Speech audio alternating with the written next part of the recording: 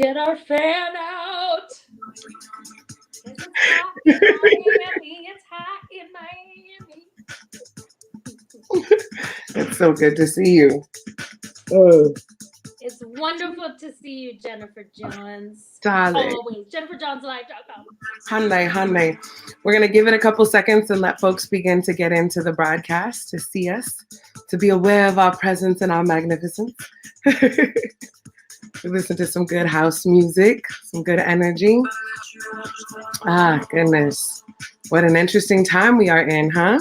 Absolutely. I'm actually going to text people this too, so they know. We got a couple people joining. Unfortunately, for whatever reason, I cannot quite see who they are just yet, but welcome. This is new. We're working it out. Exactly. Awesome. Give another 2-3 minutes and let folks get in. Maybe 1 minute. Only 2-3 minutes. Vibe to some good house music while we do this. I miss APT. Girl, you and everybody else. I know, right? Don't talk about it. And you could run into people and they'll be like, oh, I know you. Oh, APT. Right? I've cut a rug with you. You run into people and you're like, wow, I'm in Greece right now. Yeah, exactly. Yeah, thanks, Rich. I was in Central Park for something last summer, and I got like the best compliment of my entire life. This woman walked up to me and she was like, I remember you dancing your ass off 20 million years ago at APT, and you look exactly the same. And I was like, yes, goals. It's like if I could stay APT look for the rest of my life. Honey, we were fly, APT fly. We were so cute. We had so much and fun. the youth is wasted on the young, as they say. Lord have mercy, because we did not know we were that fly. But we're, that's part of the reason why we are having this conversation right now. So let us get started, darling. So for those of you who are tuning in, welcome to the Fun Manifesto. This is a community and a space where we intend to inspire joy-filled thought. Really, that's the long and the short of it. There's a lot going on in the world, and it is a good time right now while we're slowing down to find better ways to love on ourselves and each other.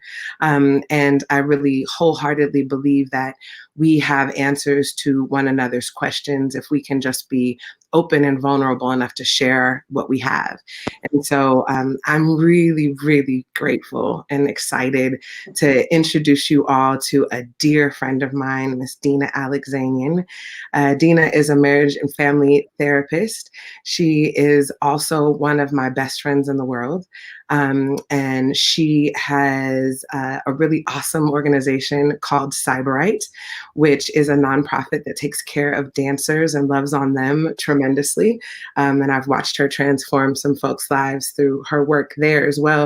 And then she also has this like mad sexy party called Art Erotica that's like, oh my God, amazing.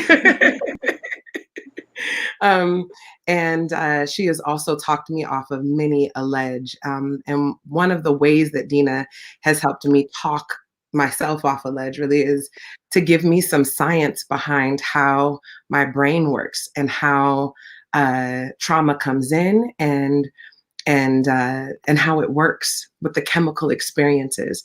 And so I have a tendency to feel like the world thinks that we're going to hell in a handbasket because they don't know my homies.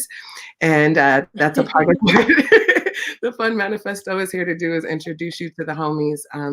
So Dinna, how you doing tonight, darling? I'm good. I just came back from a full day on a secret sneaky beach. So that was nice. Yeah, and I'm ready to get into this. And I'm excited to just drop all this information. I feel like there's so much that I want to make sure that I get it all in there, So just pause me or slow me down if I'm going too fast, or if I get like, but then, Absolutely. And just for those of you who are tuning in, this is a series. So we'll be doing this every Sunday evening throughout the rest of the month. And, Dina's a part of the community. And so one of the great things about Miss Dina is that you can ask Miss Dina. So if you go on to the Fun Manifesto, she has a profile. Everyone create a profile for yourself on thefunmanifesto.com. And you can always ask questions. And we will continue to do work together in general. So let's get started, Dina. What happens to my brain when I get all fucked up? All right, so what happened at first was okay, so I'm gonna make it just condensed, easy, sort of layperson's way of understanding it. We're born. Yep. We're pretty good. Right. We have these neural pathways. Imagine them like these little pathways in the brain, and these neurotransmitters go through those pathways, and they give us all these kind of feelings, right? And if they're flowing really nice, which they usually are when we're young, and you can see it in kids where they get hit or hurt and they cry, and then 2 seconds later they're laughing and they're able to have that resilience, right? Because those pathways are moving all nice and flowy, right? And there's major pathways, like, just to sort of get it down to the real important ones, are dopamine, which is like the happy pathway. It's like caffeine, chocolate, cocaine, sex, dancing, all these kind of things release dopamine in your brain. That unfortunately starts to decline very naturally by the time you're a teenager anyway, even with the best life ever. We'll talk about that a little bit later. Okay. Serotonin, which is basically the chemical that evens out our mood and calms us down, helps us sleep, and feel less anxious. GABA is something that is sort of like the way that your brain is racing. Like you talk to people who say they can't sleep because their brain is just going. That their GABA is like on 10. It's too high, right? Adrenals, all these kind of things that everybody talks about, right? So and cortisol. Cortisol is a hormone, so we'll get to that in a second. So these particular pathways move all smooth and nice and everything. And then as traumas happen, and they don't have to be huge, they don't have to be like raped in a war-torn country kind of thing. They're just traumas. They could be little t's or big t's. They start to make these little blockages, okay? And in those blockages, these chemicals are not flowing as freely. Now, if you have real trauma, which a lot of people do, especially during their childhood, then it becomes this sort of stress reaction. So the prefrontal cortex, without getting too detailed, gets a little bit messed up. These pathways are not working correctly. The amygdala, which is telling you the emotions you're supposed to feel, your stress reaction is kind of on a heightened level, all right? So if you talk about your heart rate is supposed to be like from 0 to 10, your normal heart rate should be 5, right? And you're raised in an environment where everybody's screaming and yelling and there's a lot of chaos, then your normal heart rate becomes like 8. That's your heart rate. That's your norm. What happens is as you grow up, that 8 is your norm, not 5.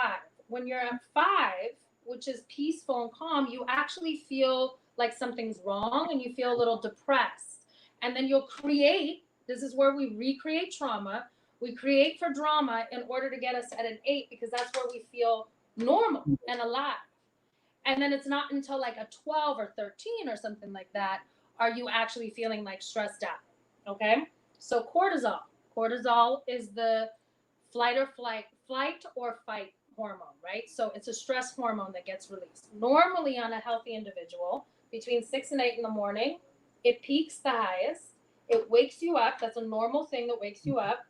It starts to decline throughout the day, and by like 11, 12 at night, it's at its lowest and you go to sleep. When somebody has had trauma, the trauma hits you, your body releases cortisol to deal with it. You go into a fight or flight. You're either going to fight or you're going to fucking run away, right? And you're releasing cortisol like this. So people who have full-fledged PTSD, their cortisol throughout the day is going like this. That's why they're waking up at 3 in the morning being like, what's wrong? There's danger. Something bad's about to happen. They're waking up all throughout. They're not sleeping. That's like, I liken it to like a rubber band. If you keep pulling the rubber band and pulling it, when you snap it back, it doesn't go to its normal shape anymore. Yeah. It's all like twisted out. So what we're going to talk about a lot in this is how to kind of get us back there, get us back into like a good shape, get us back into a healthy place, get our cortisol flowing well, get more serotonin flowing, like all these kind of things. So that's like the basis of it. So you said something that I think is really interesting. You said it can be a big T or a little T, like a big trauma or a little trauma. And I remember we've talked about different life experiences in our friend group. And one thing that you brought to my awareness was that what feels like trauma to one person may or may not be, and what is for another person really is. And it's about the way that you choose to process that in the time. Can you talk to me about like the difference between, like you said something to me once about it's about the way that the people in your environment respond to that trauma that helps to validate or what you're thinking, yeah, it's actually a couple of different things. It's the fact that one is that just by person, can you hear that in the background? I'm just wondering, are you okay? Do a you little only hear bit, but me? not too much. Okay. Um, the trauma that happens to somebody is the way that they react to it is partly just genetics of like your own personal chemistry of resilience. Okay, so that there's about 50% of us that is like that. Some people are just resilient and some people aren't, right?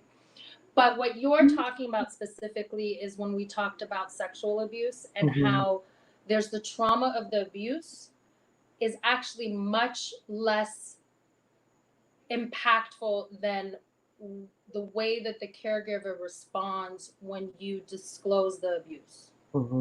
So, and that can be, even if the caregiver really like protects you, they might wild out and like be like, what? And go get a knife and go fucking stab that uncle. That's traumatic too.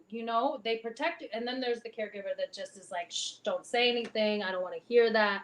All the way that you process that is more of the trauma than the actual sexual abuse. So that I think is what you're referring to. It is. Okay. Well, we'll get back to that for sure. But I remember you telling me that many years ago, and it just had such a profound effect on me. This idea that like there's these experiences and we make judgments about those experiences.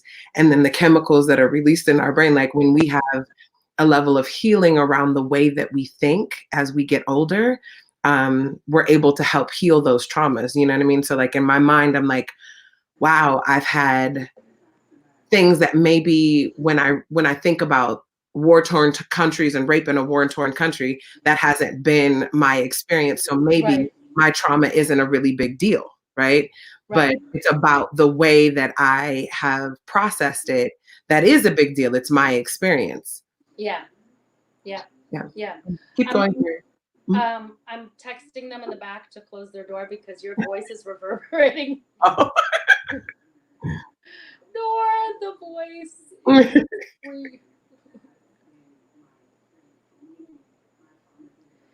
Oh, I can hear everything you're saying 2 seconds after you're saying. Oh no. All right. So yeah, absolutely. And the thing is what I want to talk to you guys about today is, and this is a 3-part situation, right? And so we will get to the joy part. Today's is just more like breaking down exactly what's happening in your brain and in your body. Okay. So what I wanted to kind of go into, which a lot of people have shown some interest in, is the different energy points in your body, which are called chakras, and how they relate to an age and how they relate to trauma that occurs during that age.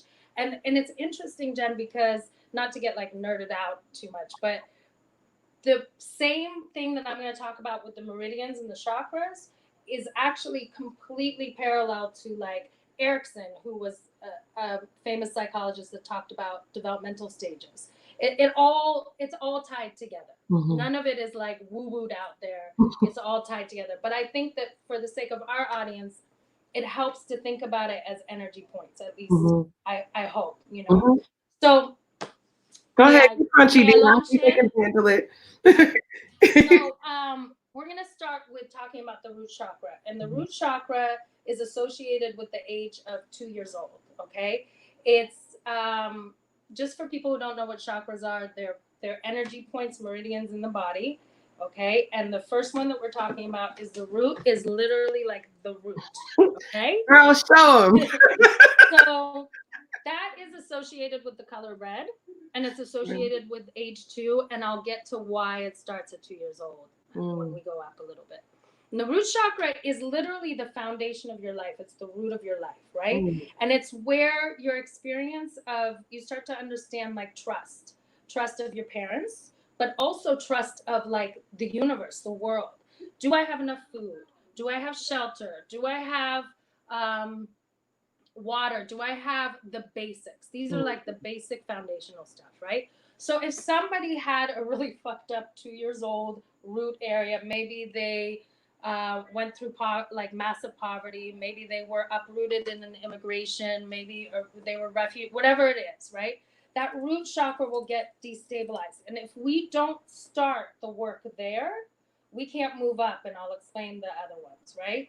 So in a person's highest vibration in the root chakra, they are, well, let me start from the lowest vibration. They're experiencing a lot of anxiety. They're frightened all the time.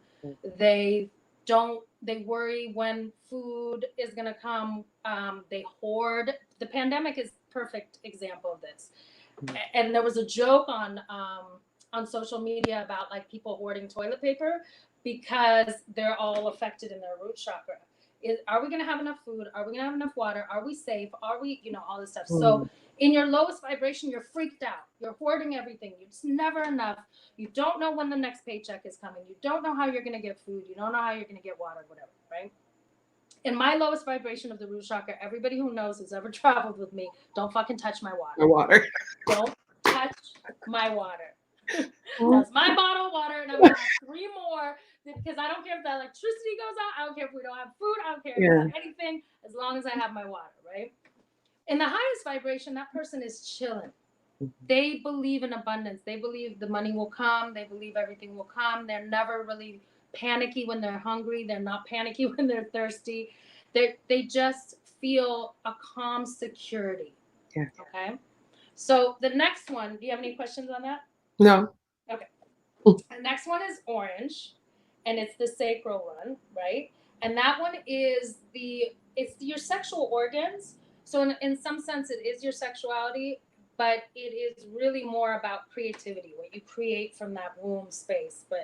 And also, men have their sperm and everything they're creating too, right? So that particular area, colored orange, is about the age from like 2 on to 3 years old. Okay. And you're getting a little bit autonomous at this point. And if the caretakers are kind of letting you know that it's okay to explore the world, giving you boundaries, but letting you know it's okay to explore the world, then you start to really believe in your creativity and your capability to create things. And you believe in your ability to manifest. Okay. But if your caretakers either criticize you or tell you it's scary or whatever, right? So lowest vibration, you don't really believe in what your visions are. You don't really believe that you can count on yourself. You don't trust that. In the highest vibration, you're very creative. You have come up with crazy ideas and you feel like I can do this. And your self-esteem in a sense is good, right? Yeah. Which goes right into the third one, the solar plexus. This one is yellow, okay? And this is your age group around 4 years old, okay? 4 or 5 years old. And that one is your drive, right? So at this point, 3, 4, 5 years old, you're starting to realize that you have power in the world, even to the point of just little things like, oh, I know how to get my mom to yell at me or cry or be nice to me, right? So you realize that your actual behavior can affect the way that the world relates to you. Yeah. All right. And so in its highest vibration, you have a very steady, not like a bulldozery, but a very steady drive. You manifest, you create, and so you see how they're tying in, right? Because I'm using some of the same words from below, because you cannot get to this place if this place is fucked up. Like you gotta go in order, right? So and you have to think about the age groups and if traumas are happening during those age groups and what's happening, right?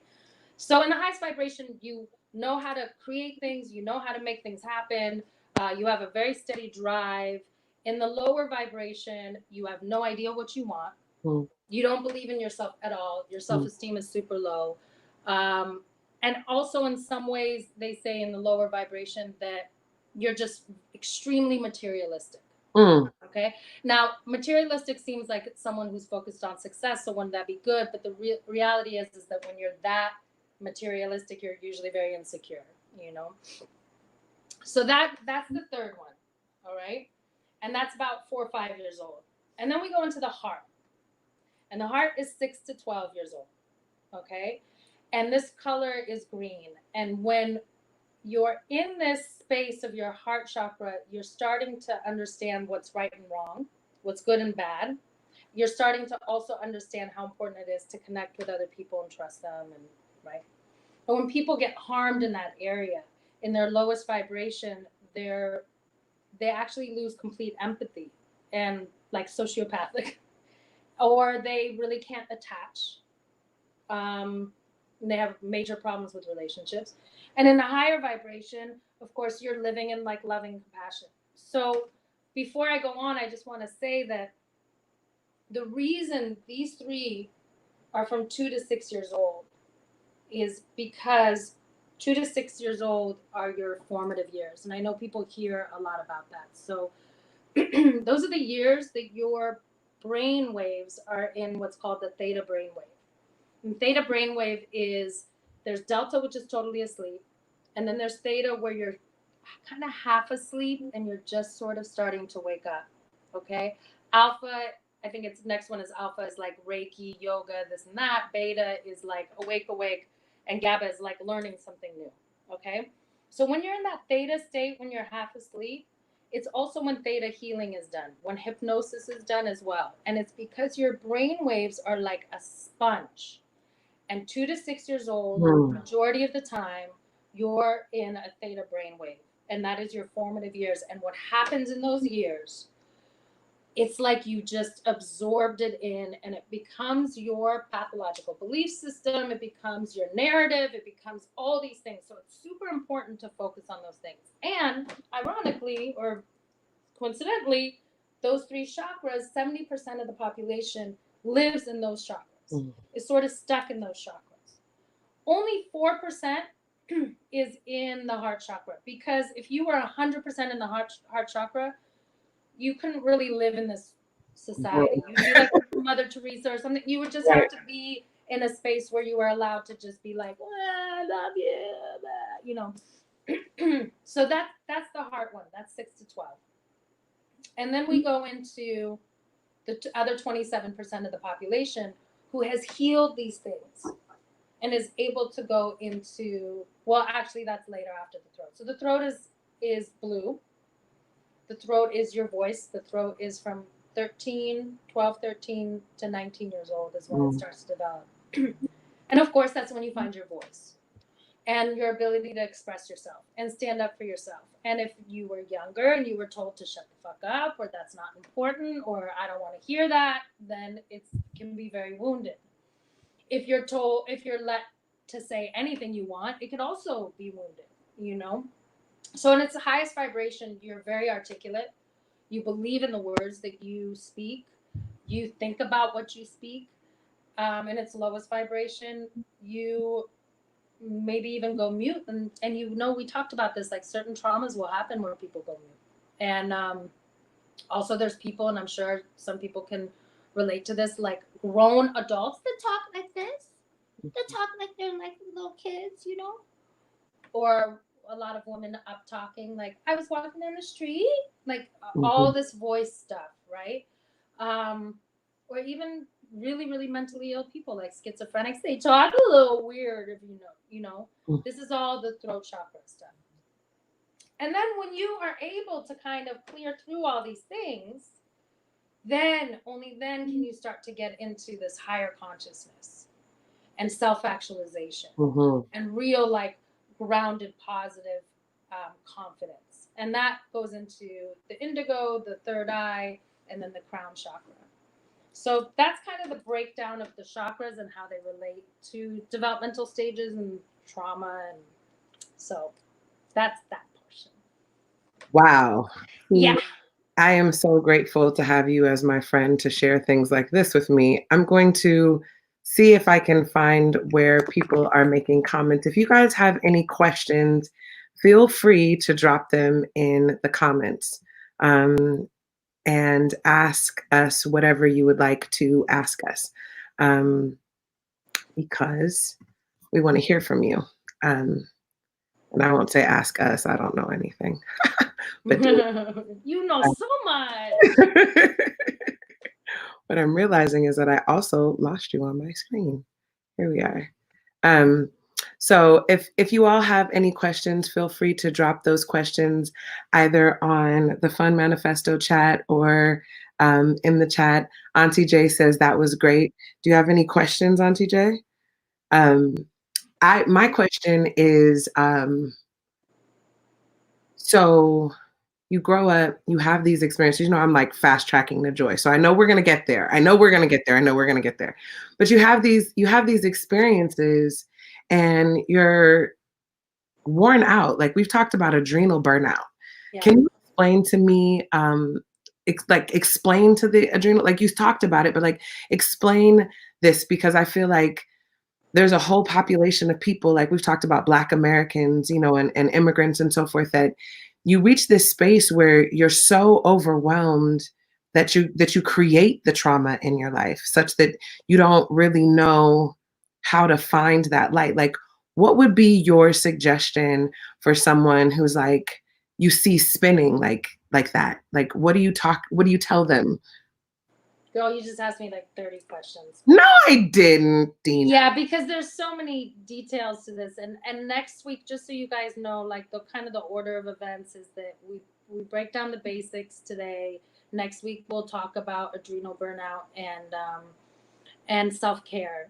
Okay. And then the last week we talk about a narrative line, which I'll explain next week, and how to change everything around so that you can become really very, very self-actualized and empowered to take control of what's happening next, right?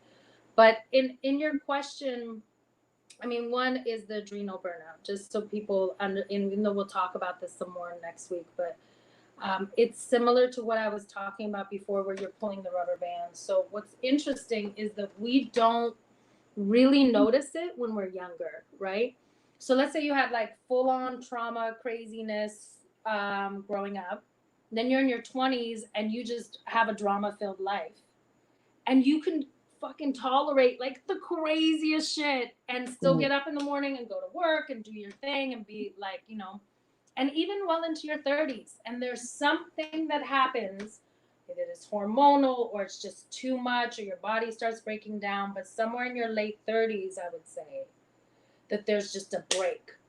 And that's the adrenal burnout. And that is you pulling that rubber band for so long, right? And it usually takes something like an adrenal burnout, which would be like a PTSD, post-traumatic stress disorder, nightmares, realizing, fuck, I haven't slept for days, like what's going on with me or whatever, to say to yourself, like, something's not quite right. And that's when the clients come to me. They usually come to me somewhere in their late 30s and they're like, girl, I've been doing this for a long time. Like, why do I keep doing this?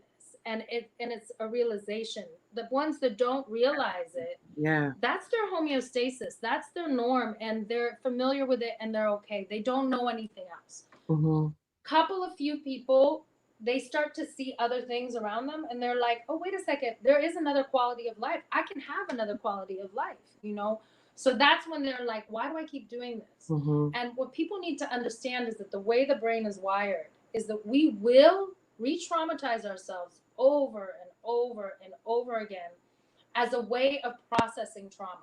That's the way. So why would I get beat by my dad and then go get into a marriage and get my ass beat? Like, why would I do that? I don't want to get my ass beat. And how does it happen that when I met the man, he never put his hand, like, he seemed like the calmest, quietest, like, sweetest person in the world, and somehow inevitably 5 or so years into it, he starts like, how did that happen? Right. You know, how was it that my mom and I were raised in a situation where like she had to financially deal with everything, and my dad did not have it together at all. And I meet this dude, and he has 3 houses, a great job, blah blah, and we get together, and I think for sure I got it right. And somehow within a year he loses his job, all the houses. What How am does I that happen? expecting? Why do I create this? And that's part of what we need to talk about, and empowering yourself to understand that this is something you're doing. And so usually people get to a point where they're like, oh, this Groundhog Day Mhm. is not working for me. And I always tell people, like, therapy is not, it's not a magic pill. All it does is forces you to become conscious. And once the veil is lifted, you can't put it back down. You just can't. And so you have to do this work that is super uncomfortable, that it goes against every one of your instincts, because your instincts are wrong to make some kind of difference for yourself.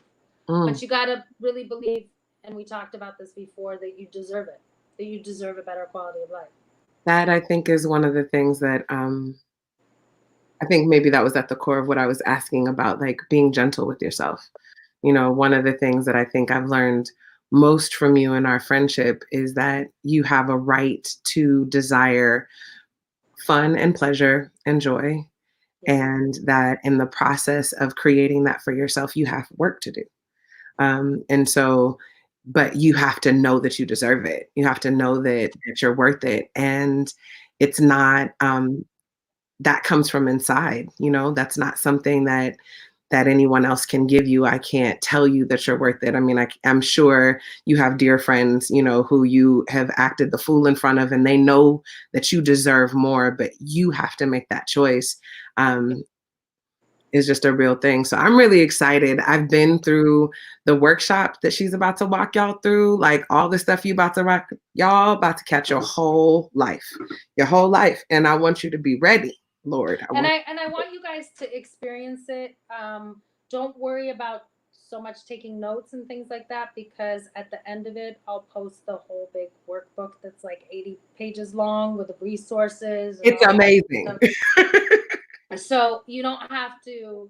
I just want you to try to just stay present and take in whatever comes in. You know, changing this is like basically what we're doing is a fast forward of the retreat, but it's the basic juice of it is let's tell you how what's happening.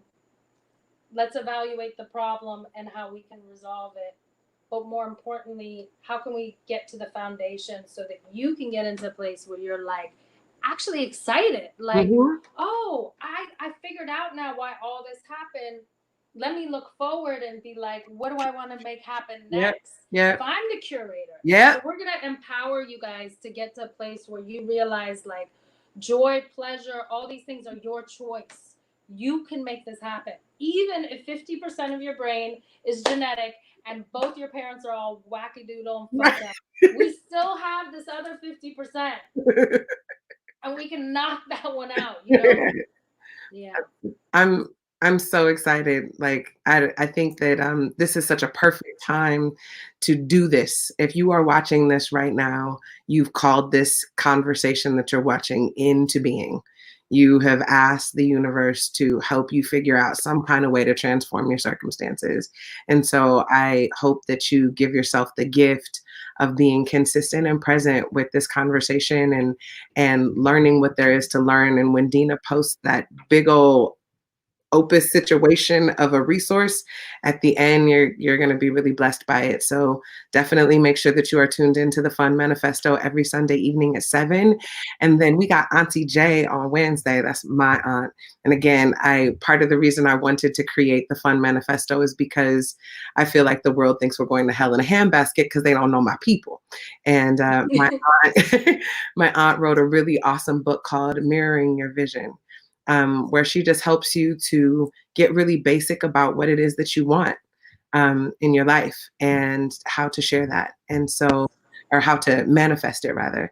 So I'm really excited about this time. I'm really excited about all of us healing collectively at this time. So drop Miss Dinna a message on thefunmanifesto.com, make your profile, and share your ideas of what fun and joy are on that platform. It's your home.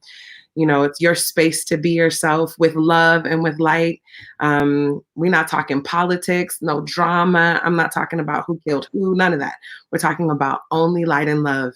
And that I want to keep that space for that, so that when you come to the Fun Manifesto that you're just going to get light and love. So thank you again, Miss Dinna. You're welcome. Anybody, are people able to ask questions, or they'll ask it on the site? No, right now everybody is just like, wow, that's really great. Thank you. Okay. Someone says that they're taking notes. So yes, I'm really excited about this. This is so good. Yay, Dinna. Thanks, Jen. Thank you. All right. I love you. I will talk to you later. I love you too. Peace.